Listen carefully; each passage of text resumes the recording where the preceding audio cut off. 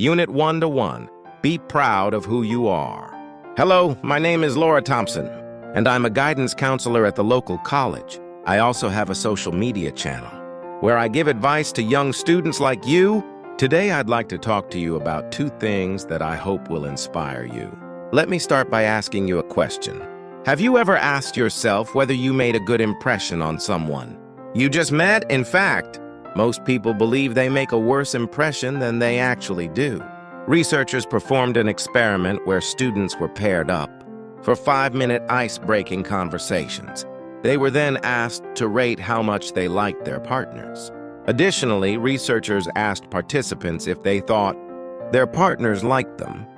Most participants' estimations of their partner's responses were pessimistic, which were opposite to the real responses. It turns out that participants do not make bad impressions, but make better impressions than they think. The researchers coined a new term, the liking gap, for this difference in perception, or the mismatch between how we perceive ourselves and what others actually think of us. How is this helpful for you?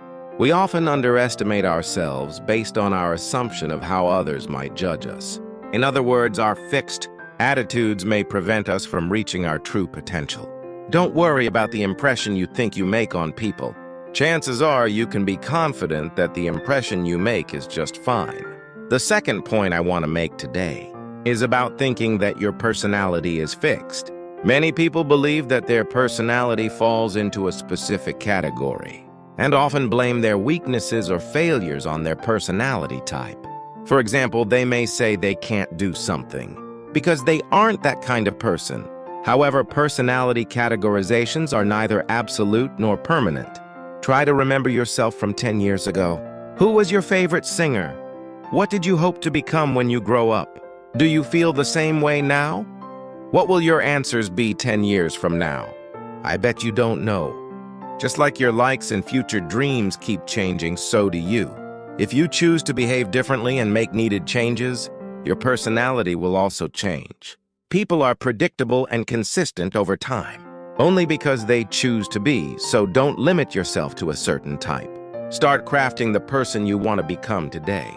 Unit 1-2. Giving up has no place in my dictionary. Hello, everyone. Thank you for your warm welcome. It's good to be back home, but I'm visiting you today not to perform, but to talk to you about my life as a musician. Last year, after 20 years of hard work, I finally signed my first record company contract. I'd like to tell you a hopeful story and give some insight into the hard work that I had to put in. Look at this picture of Picasso's The Old Guitarist behind me. My grandfather was a classical guitarist, and on my 13th birthday, he gave me this picture and a new guitar. After he passed away, I hung it up in my room as a reminder of his love for music. I wasn't a musical genius, but I was better than most. I was popular at school festivals, and I thought I was born to be a musician, but things were far from easy. In college, I had to compete with classmates who were definitely more capable than I was. I don't even remember how many contests I went to and came up short. I kept failing no matter how hard I tried. It seemed like every disappointment made me lose hope more and more. I wanted to give up. The funny thing was, whenever anyone asked me to play a song for them, I would be so happy, although my dream was to record an album.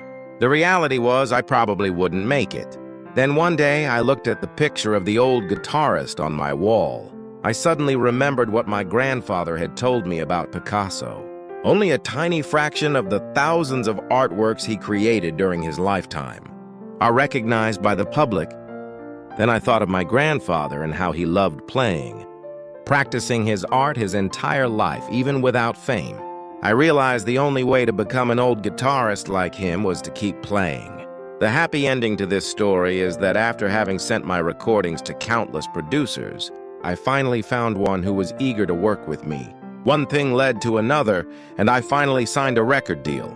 Opportunities only come to those who are prepared. I had spent years performing on unknown streets and writing songs no one recognized. The difficulties I faced were part of my journey. If you love something, keep trying. Someday an opportunity may come knocking at your door, and you have to be ready to welcome it.